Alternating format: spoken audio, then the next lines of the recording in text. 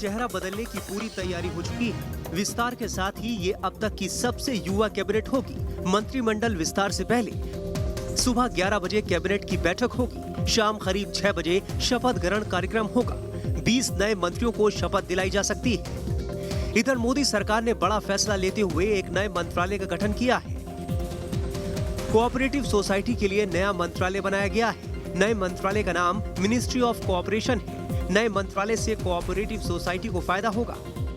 कयास लगाए जा रहे हैं कि कैबिनेट विस्तार में उन 5 राज्यों का विशेष ख्याल रखा जाएगा जहां अगले साल विधानसभा चुनाव है।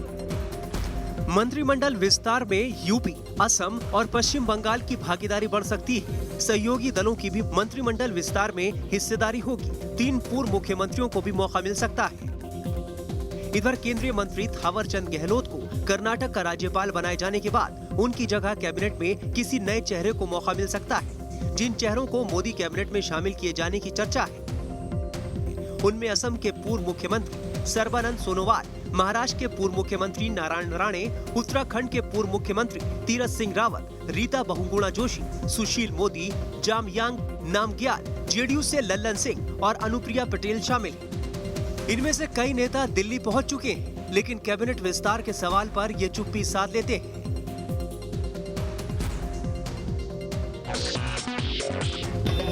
दो गुटों में बटी एलजेपी के नेता पशुपति कुमार पारस मोदी कैबिनेट के विस्तार की संभावना के बीच कुर्ते की खरीदारी में व्यस्त दिखे। माना जा रहा है कि वो शपथ ग्रहण की तैयारी कर रहे हैं। चर्चा ये हो रही है कि पासवान जी दिल्ली में रहेंगे पशुपति पारस और वहाँ पर एक नई राजनीति लिखेंगे, केंद्र में मंत्री बन के और फिर बिहार की सेवा करेंगे। ये बात कहाँ तक सच है?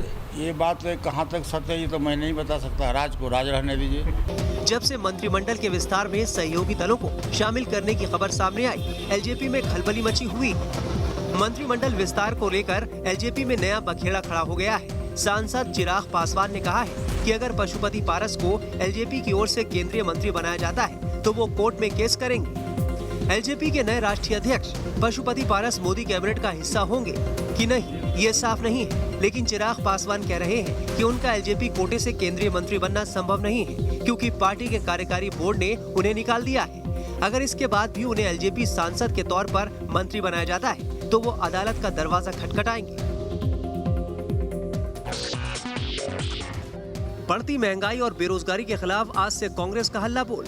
केंद्र सरकार को घेरने की तैयारी में कांग्रेस। आज से 17 जुलाई तक कांग्रेस का देशव्यापी प्रदर्शन। देश के 150 से ज्यादा शहरों में पेट्रोल की कीमतें सेंचुरी पार कर चुकी हैं। पेट्रोल और डीजल की कीमतें आसमान छू रही हैं, जिसके चलते खाने पीने की हर चीज महंगी होती जा रही है। महंगाई इस वक्त देश में एक बड़ा मुद्दा है। ऊपर से बेरोजगारी ने भी लोगों की मुश्किलें बढ़ा दी हैं।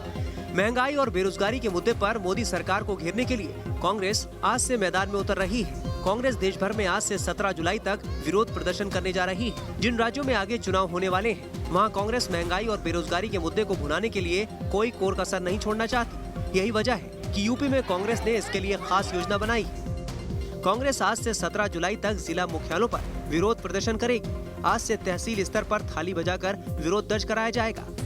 12 जुलाई को रिक्शा, तांगा और बैलगाड़ी के जरिए जिला मुख्यालयों पर प्रदर्शन होगा। 14 और 15 जुलाई को पेट्रोल पंपों पर हस्ताक्षर अभियान चलाया जाएगा।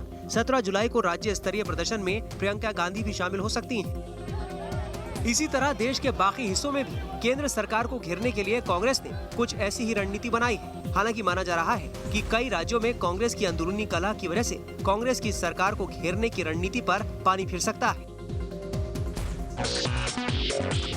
स्टेन स्वामी की मौत के बाद भीमा कोरेगांव का मुद्दा एक बार फिर से जोर पकड़ता जा रहा है। विपक्षी नेताओं ने राष्ट्रपति से मांग की है कि भीमा कोरेगांव मामले में जेल में बंद लोगों को रिहा किया जाए। कांग्रेस अध्यक्ष सोनिया गांधी, एनसीपी प्रमुख शरद पवार और नेशनल कॉन्फ्रेंस नेता फारूक अब्दुल्ला समेत विपक्ष के कई नेताओं ने राष्ट्रपति को चिट्ठी लिखकर भीमा कोरेगांव मामले में जेल में बंद कार्यकर्ताओं को रिहा करने की मांग की है। राष्ट्रपति को लिखी गई चिट्ठी में कहा गया है, हम भारत के राष्ट्रपति के रूप में आपके तत्काल हस्तक्षेप के लिए आग्रह करते हैं कि आप आपकी सरकार को निर्देश दें कि उनके लोगों के खिलाफ झूठे मामले थोपने, जेल में उनकी निरंतर नजरबंदी और अमानवीय व्यवहार के लिए जिम्मेदार लोगों के खिलाफ कार्रवाई की जाए। उन्हें जिम्मेदार ठहराया जाए, उन्हें जवाबदेह ठहराया जाना चाहिए।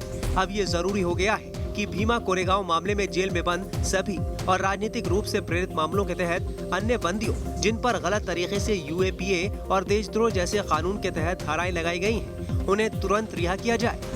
84 साल के स्टेन स्वामी को पिछले साल एल्गार परिषद केस में एंटी टेरर कानून के तहत गिरफ्तार किया गया था। खराब सेहत के बीच वो जमानत के लिए कानूनी लड़ाई लड़ रहे थे, लेकिन इस बीच उनकी मौत हो गई।